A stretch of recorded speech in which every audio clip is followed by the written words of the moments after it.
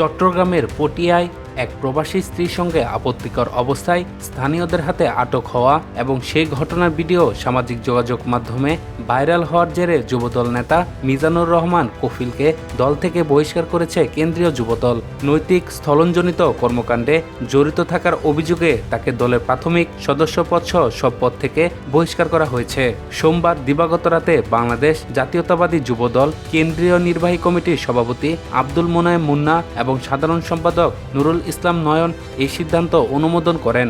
কেন্দ্রীয় যুবদলের সহ দপ্তর সম্পাদক মিনহাজুর ইসলাম ভুইয়া স্বাক্ষরিত এক বিজ্ঞপ্তিতে বিষয়টি নিশ্চিত করা হয়েছে।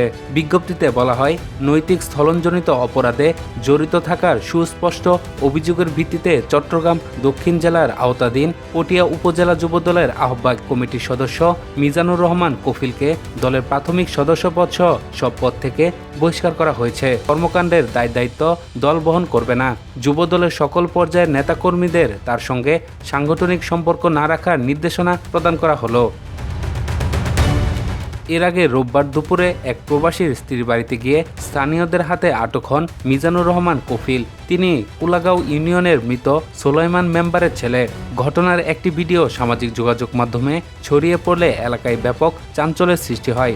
ভিডিওতে দেখা যায় উত্তেজিত কয়েকজন স্থানীয় ব্যক্তি কফিলকে টেনে হিঁচড়ে নিয়ে যাচ্ছেন। এক পর্যায়ে সেখানে উপস্থিত জনতার মধ্যে ক্ষোভ ও উত্তেজনা ছড়িয়ে পড়ে।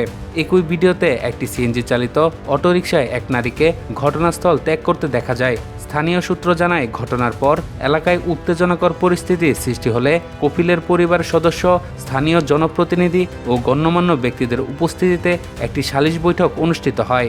বৈঠকে লিখিত মুচলেখা নেওয়ার পর প্রায় 3 ঘন্টা আটকের পর তাকে ছেড়ে দেওয়া হয়।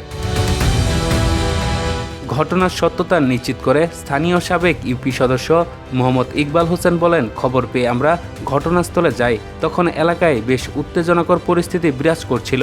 স্থানীয় মুরব্বী ও গণ্যমান্য ব্যক্তিদের হস্তক্ষেপে পরিস্থিতি নিয়ন্ত্রণে আনা হয়। পরে শান্তিপূর্ণভাবে বিষয়টি নিষ্পত্তির উদ্যোগ নেওয়া হয়। তবে নিজের বিরুদ্ধে ওঠা সব অভিযোগ প্রত্যাখ্যান করেছেন মিজানুর রহমান কফিল। তিনি বলেন, আমার রাজনৈতিক প্রতিপক্ষরা পরিকল্পিতভাবে আমাকে হেয় প্রতিপন্ন করার জন্য ঘটনাটিকে ভিন্ন খাতে প্রভাবিত করেছে। আমি আমার এক আত্মীয়র বাড়িতে গিয়েছিলাম। সেখানে কিছু লেনদেন সংক্রান্ত বিষয়ে কথা বলতে গিয়েছিলাম। আমাকে উদ্দেশ্যপ্রণীতভাবে ফাঁসানো হয়েছে।